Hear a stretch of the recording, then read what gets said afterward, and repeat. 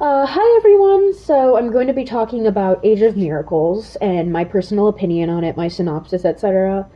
And for those of you who don't know, Age of Miracles by Karen T. Walker is a speculative fiction novel for young adults.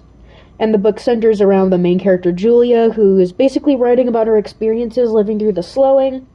It's this event where the rotation of Earth slows drastically and negatively affects wildlife, humans, and their sense of time. And upon learning about the slowing, Julia's mother becomes increasingly paranoid and sick from it. Most people choose to live on a 24-hour clock, and that means Julia has to go to school during these long stretching nights and has to go to sleep while the sun beats down on the ground. These are called white nights in the story. And soon she has to deal with the struggles of school and not fitting in and having to part ways with her friends, who become completely different people, and finding out about her father's affair with her piano teacher, Sylvia. And she does find love with a boy named Seth, but he moves away.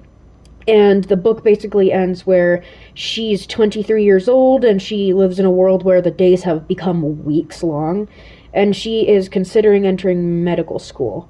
And at this point, humanity and life in general is only predicted to go on for a couple of years. If I were to put the whole story on a Freudian pyramid, I think the exposition would probably be, the introduction is, it takes place in the present day, presumably. The main character is in middle school. The rising action is where people begin to get sick. Animals and plants start dying. Julia's father cheats on his wife with Sylvia. She starts to get body image issues, trying to fit in with the girls at her school. And she does fall in love, and then the real timers and fake timers start clashing.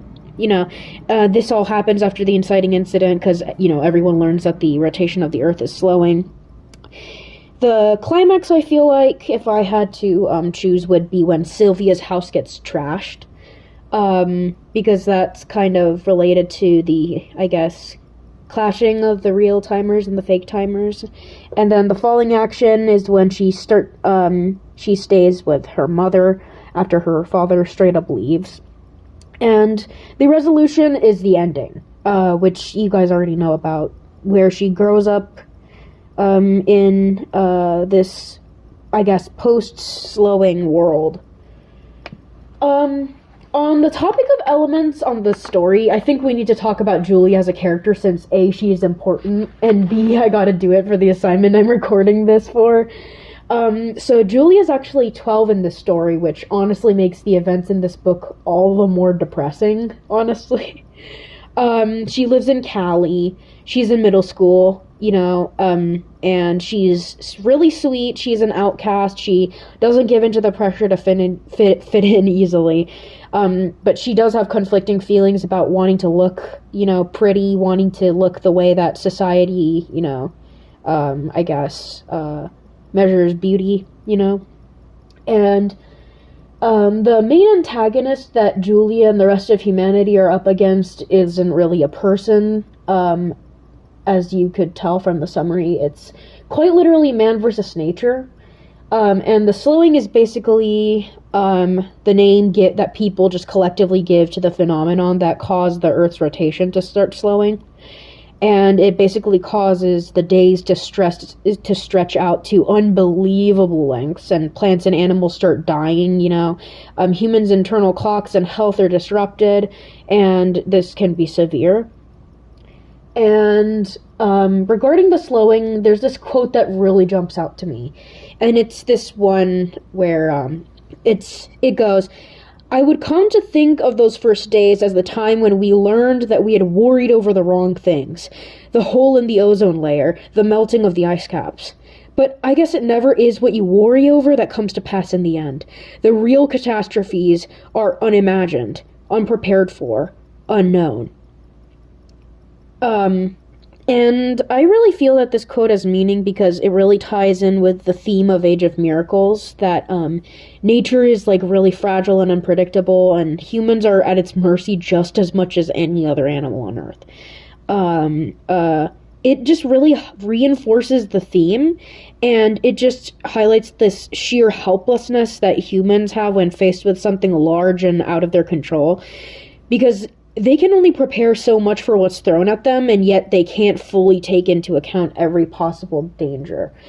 And I really think that that is, in general, just an impressive thing to be able to write into a book.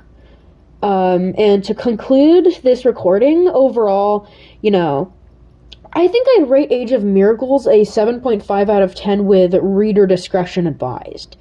Because I like the book's scientific accuracy, the effects of the slowing are well written, like the increased gravitational pull of Earth, birds falling out of the sky, whales beaching themselves, people getting sick, and the days becoming impossibly long. And, it ties in really well and intimately with the choices and actions the characters in the book make. Julia's written like a real 12-year-old with struggles that honestly hit a bit too close to home in a world that's growing up faster and moving faster than she is. And if I'm being honest, unfortunately, due to the dark turns the book takes when some plot points take place, the reader might be like exposed to potentially like triggering topics like cheating, mental health issues, kids in like really inappropriate sexual situations, body image issues, and sexual assault. Because there is a scene where Julia does get essayed by a male student. It does take a really strong will to get through this book, and the ending is really, really bleak, but it is definitely one hell of an experience. And on that note, I'm going to conclude this recording. Thank you for listening, and I guess this is it.